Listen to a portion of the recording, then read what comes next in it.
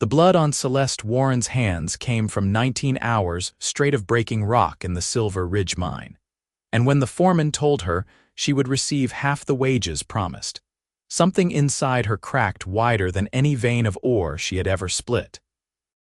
It was August 1883 in the Nevada Territory, and the sun hung like a copper coin above the ramshackle mining town of Dustfall, where desperation drove women to do men's work and bastards like Hiram Goode found new ways to steal from the already broken. Celeste stood in the cramped foreman's office, her work dress stained with dust and sweat, her dark hair plastered to her temples. She was 22 years old and had been working the mine for 3 months since her father died in a tunnel collapse. The same collapse that should have paid out a death benefit to his family, but Hiram Goode had found reasons why that money never materialized either. "You are cheating me," Celeste said, her voice steady despite the rage burning in her chest. "You promised $4 a day. I have worked 63 days. That is $252 you owe me." Hiram Goode leaned back in his chair, his belly straining against his vest buttons. He was a man who had grown fat on other people's suffering, with small eyes that gleamed with casual cruelty. "Now, Miss Warren, you see, the company has expenses. Tool usage, ventilation costs, administrative fees. When you factor all that in, you are lucky to get what I am offering. $100 is not what we agreed upon. You want to argue with me? There are 10 men outside who would take your position for half what I am paying you now." He counted out bills on the desk with deliberate slowness. "Take it or leave it, and if you leave it, do not bother coming back." Celeste's fingers curled into fists. She needed that money. Her mother was sick. Her younger brother was only 14, and the boarding house where they rented 2 rooms would not wait another week for payment. But as she looked at Hiram Goode's smug face, she knew taking this money meant accepting that her life was worth less than nothing, that her father's death meant nothing, that she could be cheated and robbed and there was not a damn thing she could do about it. "I will not take it," she heard herself say. Hiram's expression hardened. "Then get out. And do not think you will find work in any mine within 50 miles. I will make sure of that." Celeste walked out of that office with nothing but her rage and her pride, which would not pay rent or buy medicine or put food on the table. She stood in the dusty street as the afternoon sun beat down, wondering what kind of fool she was to refuse money she desperately needed, even if it was only a fraction of what she had earned. "That son of a bitch cheated you." The voice came from behind her, low and calm. Celeste turned to find a man leaning against the post of the general store, watching her with eyes the color of a winter sky. He was tall and lean, wearing dusty trail clothes and a gun belt that looked well used. A cowboy, she thought, though there was something in his bearing that suggested he was more than just another drifter. "You were listening?" she asked. "Did not have to. Hiram Goode has been cheating miners and their families for 5 years. Everyone knows it. Most people are too scared or too desperate to do anything about it." He pushed off from the post and walked toward her with an easy grace. "Name's Flint Cordell. I just rode in from California, looking for work, but I have got a particular dislike for men who steal from women and then act like they are doing them a favor." Up close, Celeste could see he was perhaps 25 or 26, with dark hair that needed cutting and a face weathered by sun and wind. There was something solid about him, something that made her instinct tell her he was the kind of man who kept his word. "Celeste Warren," she said. "And yes, he cheated me, but there is nothing to be done about it. He has the power here." "Power is a funny thing," Flint said. "Sometimes it is just an illusion that lasts until someone calls the bluff." He studied her face for a moment. $252, you said? "Yes, but how will I ever get it? He will not pay, and there is no law here that will side with me over a mine foreman. Then we will have to be creative." Flint's mouth curved into something that was not quite a smile. "I have some experience collecting debts from men who think they are untouchable. If you are willing to let me help, I will get you every cent you are owed, plus interest for the time he has been holding your money." Celeste felt a flutter of something in her chest. Hope, maybe, or just the dangerous temptation to believe this stranger. Why would you help me? You do not even know me. Let us just say I have got my reasons for not liking thieves who hide behind positions of authority. His expression darkened for a moment, some old pain crossing his face. And maybe I think you showed real spine walking out of there with nothing rather than accepting his insult. Real spine does not feed my family. No, Flint agreed, but it is a good foundation for getting justice, which is exactly what we are going to do. That evening, Celeste brought Flint to the boarding house where her family lived. Her mother, Sarah, was propped up in bed, her face pale and drawn from the consumption that was slowly eating her lungs. Her brother, Daniel, sat at the small table doing his schoolwork by candlelight. When Celeste explained what Flint was proposing, her mother's eyes filled with worry. "Celeste, you cannot go up against Hiram Goode. He has men, he has money, he has connections. What does this cowboy have? A sense of justice," Flint said quietly from where he stood by the door. "And a stubborn refusal to let bullies win, ma'am. I promise you, I will not put your daughter in danger, but I will get her what she is owed." Sarah looked at him for a long moment, and Celeste wondered what her mother saw. Whatever it was, something in Sarah's expression softened. "You remind me of my husband. He had that same look when he thought something was worth fighting for." Her voice caught. "It got him killed in that mine." "Then let us make sure his death counts for something," Flint said. "Let us make sure his daughter gets what she worked for." Over the next 3 days, Flint became a constant presence in Celeste's life. He asked her detailed questions about the mine operations, about Hiram Goode's habits, about the company's financial structure. He spent hours at the saloon buying drinks for miners and getting them to talk about their own grievances. He visited the assay office and the bank, asking casual questions that seemed innocent but were anything but. Celeste found herself watching him work with growing admiration. Flint was methodical and patient, gathering information like a man panning for gold, separating the valuable from the worthless. But he was also kind, stopping to help Daniel with his arithmetic homework, bringing Sarah fresh broth from the restaurant, treating Celeste with a respect she was not accustomed to receiving from men. On the 4th evening, as they sat outside the boarding house watching the sun set over the distant mountains, Flint laid out his plan. Hiram Goode has been skimming money from the mine operations for years. He falsifies the payroll records, reports lower ore yields than actual, and pockets the difference. The mine owners are a company back in San Francisco, and they have no idea what he is doing because they trust his reports. "How does that help me?" Celeste asked. "Because I am going to give him a choice. He can pay you what he owes, with 20% interest for the time he has held it, or I can ride to San Francisco and deliver evidence of his theft to the mine owners. They will send auditors, they will discover he has stolen thousands of dollars, and he will end up in prison." Celeste felt her heart beat faster. "What evidence?" Flint pulled out a leather folder. Inside were pages of carefully copied records, witness statements from miners willing to testify, and a detailed accounting of discrepancies between reported and actual mine yields. "I have been busy. Turns out a lot of people are angry at Hiram Goode. They just needed someone to give them a voice." "This is incredible," Celeste whispered, looking through the documents. "But what if he calls your bluff? What if he does not believe you will go to San Francisco? Then I will go to San Francisco." Flint's voice was firm. "I am not bluffing, Celeste. I meant what I said. You are getting your money." She looked up at him, at the determined set of his jaw and the steady certainty in his eyes, and felt something shift inside her chest. This man, this stranger who had walked into her life less than a week ago, was fighting for her in a way no one ever had before. He was not trying to save her or take over or treat her like she was helpless. He was standing beside her, giving her the tools to claim what was rightfully hers. "Why are you really doing this?" she asked softly. Flint was quiet for a moment, his gaze distant. 5 years ago, my sister worked in a textile factory in Sacramento.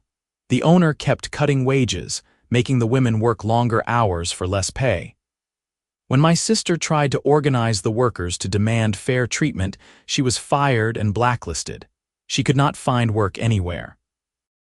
She ended up married to a man who treated her poorly because she had no other options. His jaw tightened. I was off working cattle drives, sending money home, thinking everything was fine. By the time I found out what happened, it was too late to help her. She died giving birth to her third child, worn out and broken by a life she never should have had to live. Celeste reached out and took his hand without thinking. His fingers were calloused and warm. I am sorry. I swore after that I would never stand by and watch someone get cheated out of what they earned. Money is not just money. It is choices, it is freedom, it is the difference between dignity and desperation. He turned his hand over, lacing his fingers through hers. So when I saw you walk out of that office, head high even though you had nothing, I thought, there is someone worth fighting for. I am glad you did, Celeste said, and meant it with her whole heart. The next morning they went to confront Hiram Goode. The foreman was in his office, as he was every morning, reviewing reports and enjoying his coffee. When Celeste and Flint walked in unannounced, his face turned red with anger. I told you not to come back here, Miss Warren. And who the hell are you? Someone you should have been nicer to, Flint said pleasantly, dropping the leather folder on Goode's desk. Go ahead, take a look. Hiram opened the folder with trembling hands. As he read through the pages, his face went from red to white, his eyes widening with each document. When he finally looked up, there was fear in his expression. Where did you get this? Does it matter? What matters is that I have copies, and I am prepared to take them to the mine owners in San Francisco unless you do exactly what I tell you. Flint leaned forward, his hands flat on the desk. You owe Miss Warren $252 in wages. You are also going to pay her 20% interest, which comes to $50.40. That is a total of $302.40. You have until noon today to deliver it. That is extortion. No, that is justice. Extortion would be if I asked for money you did not owe. Flint's voice was hard as granite. Noon, Hiram, do not make me come looking for you.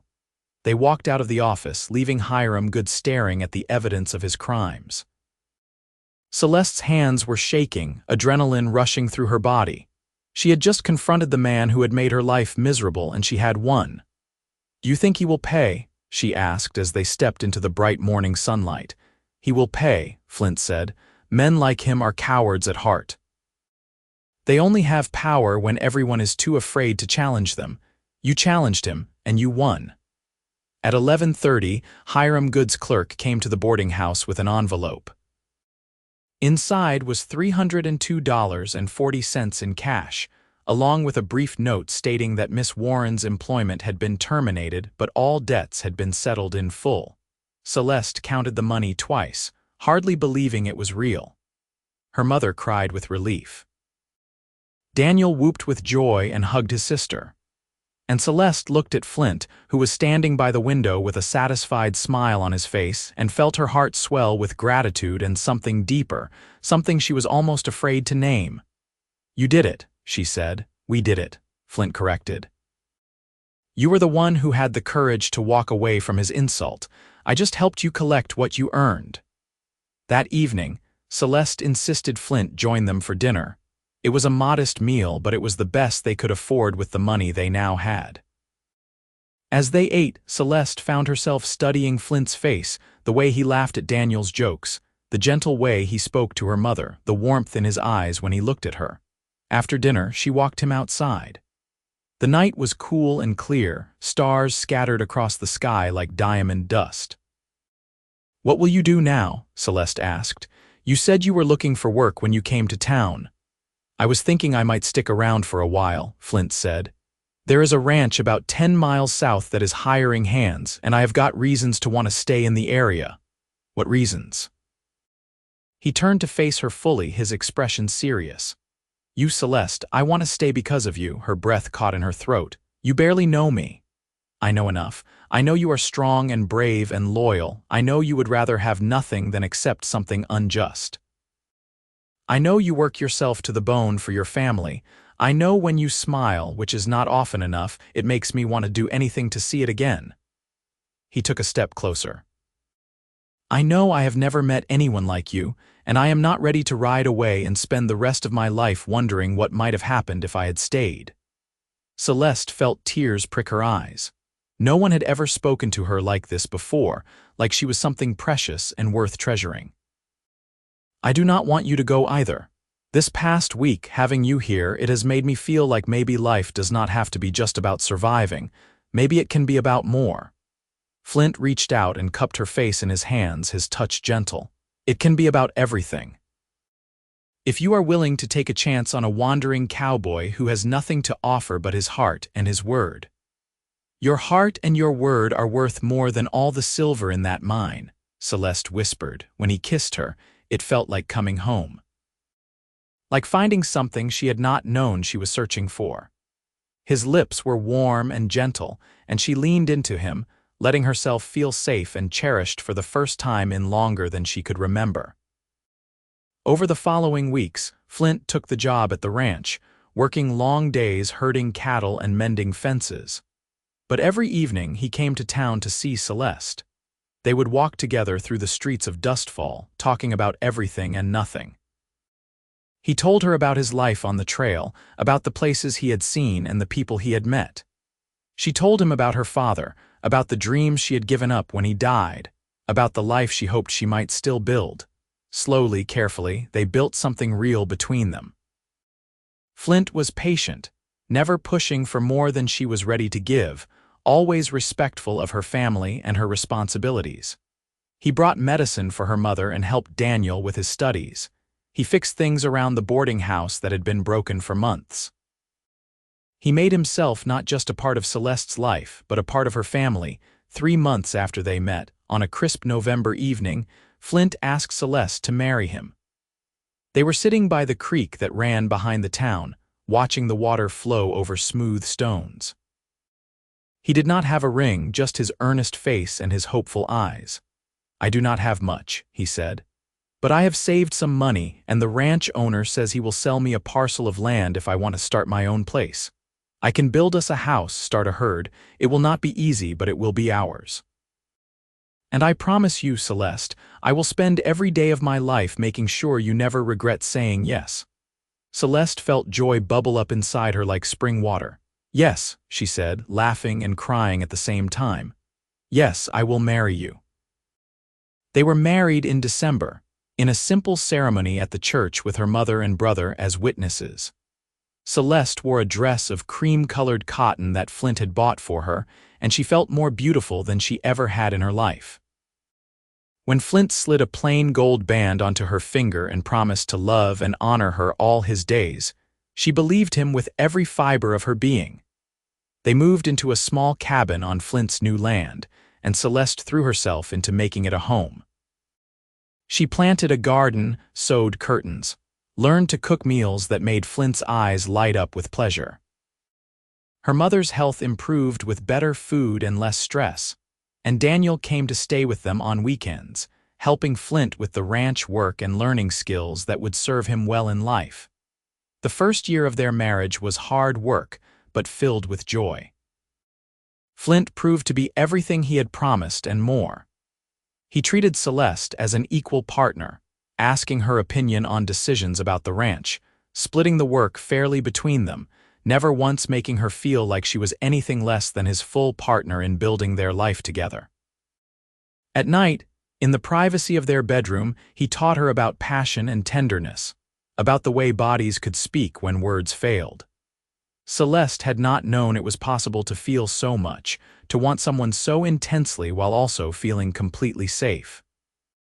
Flint was patient and attentive, learning what made her gasp and sigh, taking as much pleasure in her enjoyment as in his own. By the end of their first year together, Celeste was pregnant.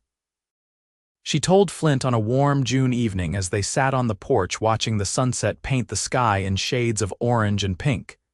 His face transformed with wonder, and he pulled her into his arms so gently as if she were made of spun glass. "A baby," he whispered against her hair. "Our baby. Are you happy?" Celeste asked, even though she could feel his joy radiating through his entire body. Happy does not begin to cover it. Grateful, blessed, terrified, excited, all of those things and more. He pulled back to look at her face. We are going to be a family, Celeste. A real family. Their son was born in February of 1885, during a snowstorm that blanketed the Nevada hills in white. He was a lusty, squalling infant with a shock of dark hair and his father's blue eyes. They named him Thomas, after Celeste's father, and when Flint held his son for the first time, Celeste saw tears streaming down his face. I will never let anything happen to him, Flint said fiercely. I will never let him grow up in a world where people can be cheated and stolen from. I will teach him to stand up for what is right. You already do that every day, Celeste said softly. He will learn by watching you. Motherhood transformed Celeste in ways she had not expected.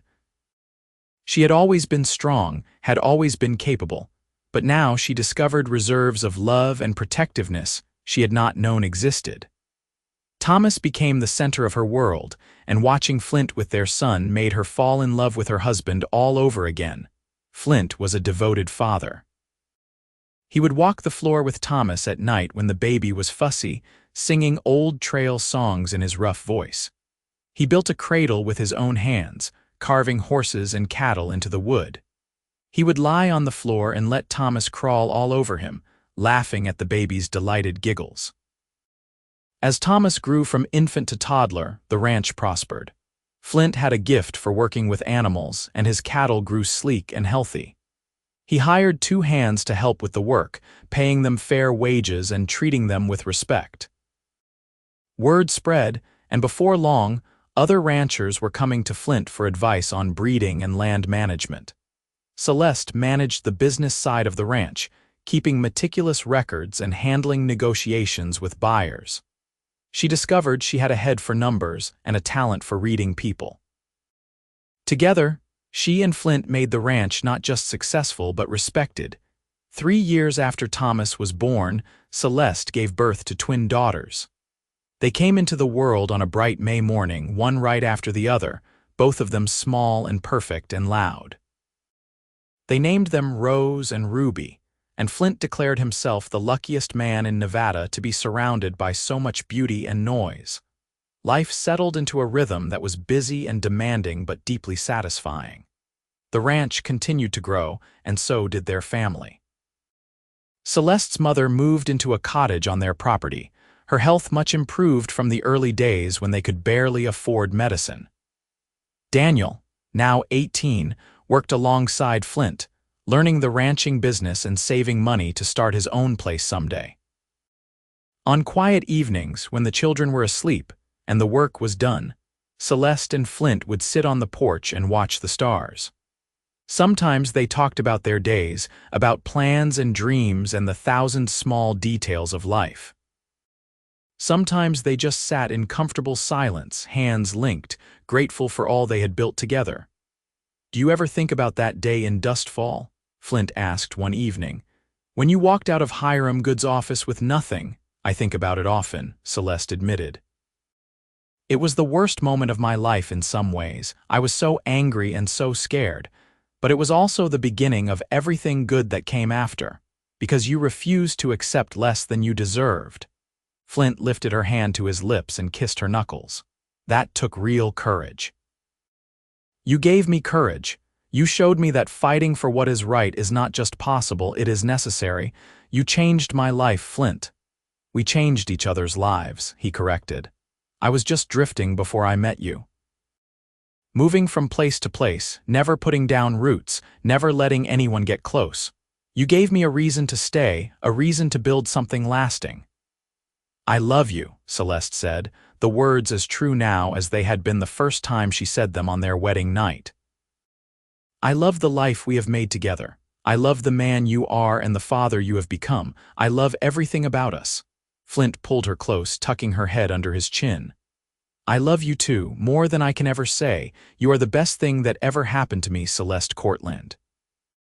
Years continued to unfold like the pages of a well-loved book. Thomas grew into a serious, thoughtful boy who loved working with his father on the ranch. The twins were spirited and fearless, always getting into mischief and keeping everyone on their toes. 2 more children followed, another son named James and a daughter named Sarah after Celeste's mother. The ranch became one of the most successful in the territory. Flint's reputation for fairness and integrity meant he had his pick of workers and buyers. Celeste's business acumen meant they made smart investments and weathered the inevitable ups and downs of ranching life. But success never changed the essential core of who they were as people or as a couple. Flint still helped with the dishes after dinner. Celeste still rode out with him to check on the cattle. They made decisions together, argued sometimes but always with respect, and never went to bed angry. On their 10th wedding anniversary, Flint took Celeste back to Dustfall. The town had grown in the decade since they left, but the mine was closed now. It had been shut down after an investigation revealed years of corruption and fraud. Hiram Goode had fled to parts unknown, leaving behind debts and angry investors. They stood outside the boarded-up entrance to the mine, and Celeste felt the weight of memory settle over her. "This place tried to break me," she said quietly. "Your father's death, Hiram Goode's theft, the fear and desperation of those days, it tried to grind me down to nothing." "But it did not," Flint said. "You would not let it.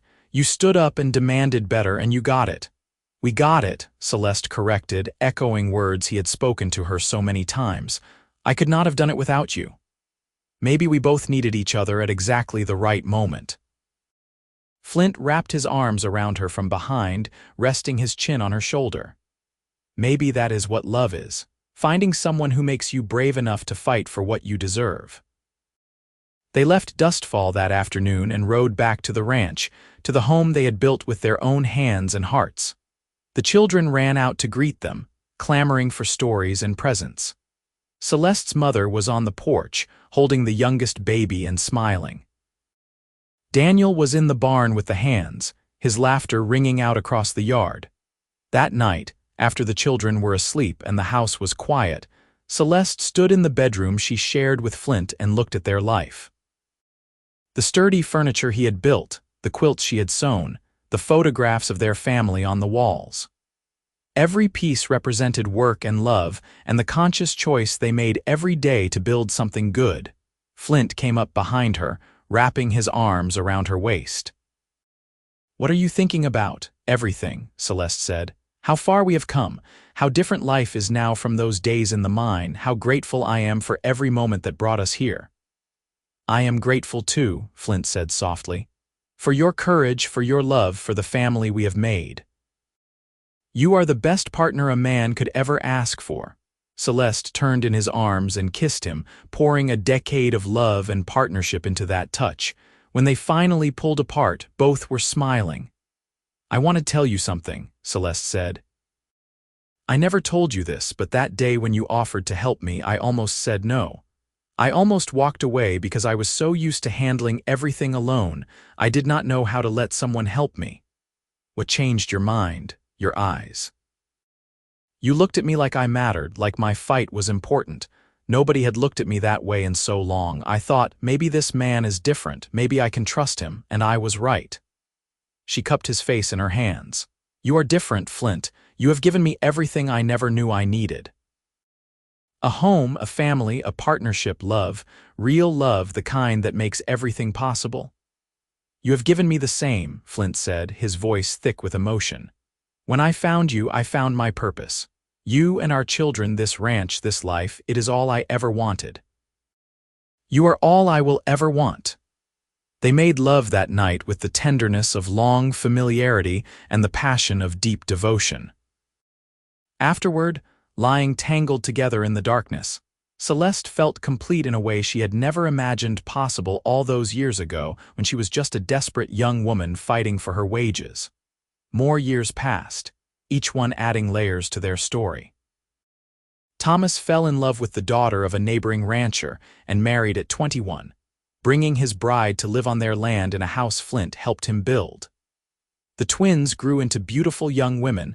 Both inherited their mother's sharp mind and their father's stubborn determination. James showed a talent for working with horses, and little Sarah declared she wanted to be a doctor, a dream her parents supported despite others saying girls should not have such ambitions. Celeste's mother passed away peacefully in her sleep at the age of 70, surrounded by the family she had feared would starve after her husband's death. The funeral was well attended, and many people spoke of Sarah Warren's strength and grace. Daniel, now married with children of his own, thanked Flint publicly for giving his family a chance when they had nothing. "You saved us," Daniel said, his voice breaking. "When Celeste walked out of that mine office with nothing, I thought we were finished. But you showed up and you fought for her, and you gave all of us a future. I will never forget that." Flint, gray now at the temples and with lines etched deep around his eyes from years of squinting at the sun, just shook Daniel's hand. "Your sister saved herself by having the courage to demand better. I just helped her collect what she earned." As Celeste stood beside her husband at the funeral, watching their children and grandchildren gathered together, she marveled at the strange paths life could take. One moment of defiance, one decision to refuse accepting less than she deserved, had led to all of this. Had led to Flint, to love, to a family and a life rich with meaning and connection. On their 20th wedding anniversary, Flint surprised Celeste with a gift. It was a framed document, yellowed with age. She looked at it closely and gasped. It was the original evidence he had compiled against Hiram Goode, the papers that had gotten her the money she was owed. "Why did you keep this?" she asked. "Because it represents something important. The moment when you chose justice over convenience, dignity over desperation. I wanted to remember that moment forever." Flint pointed to the bottom of one page where a calculation was written in faded ink. "See that? $302.40. That is what your courage was worth in money, but what it was really worth cannot be measured in dollars. It was worth everything that came after." Celeste felt tears stream down her face. "I never thanked you properly. For believing in me, for fighting for me, for giving me a chance at this life. You thank me every day just by being who you are, by being my partner, my love, my best friend." Flint wiped her tears away with gentle thumbs. "Besides, I am the one who should be grateful. You are the one who took a chance on a wandering cowboy with nothing but good intentions and a stubborn streak." "Best chance I ever took," Celeste said, laughing through her tears.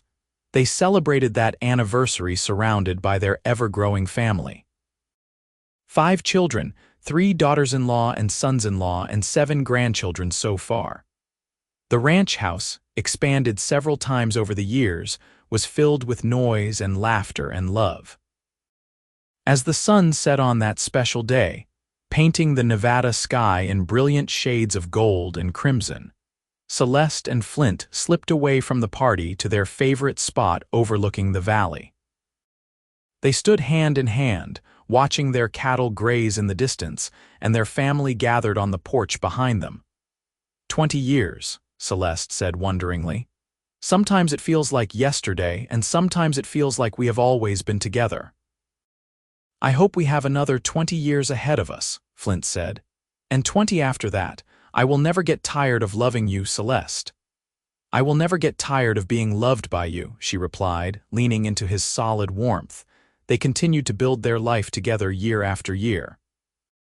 Flint taught their sons and grandsons the ranching business, passing on not just practical skills, but also his philosophy of treating people fairly and standing up for what was right. Celeste became known throughout the territory as a woman of business and principle, consulted by other women starting their own enterprises. Together, they started a program to help families of miners who had been killed or injured, ensuring that no one else would face the desperate poverty that had almost destroyed Celeste's family. They funded schools and libraries, donated to churches and hospitals, and became pillars of their community. But their greatest legacy was their family. Children who grew up knowing they were loved unconditionally, who learned from their parents' example that marriage was a partnership built on respect and affection, who understood that real strength meant standing up for the vulnerable and refusing to accept injustice. On their 30th wedding anniversary, Celeste woke before dawn to find Flint already awake, watching her in the gray morning light. His hair was white now, his face deeply lined, but his eyes still held that same warmth and devotion they had shown when he first looked at her in the streets of Dustfall 3 decades before. "Good morning, beautiful," he said softly. "Good morning, my love." Celeste reached out and traced the lines of his face, memorizing them all over again. "What are you thinking about? About how different my life would have been if I had ridden past Dustfall that day, if I had minded my own business and kept going." He caught her hand and kissed her palm.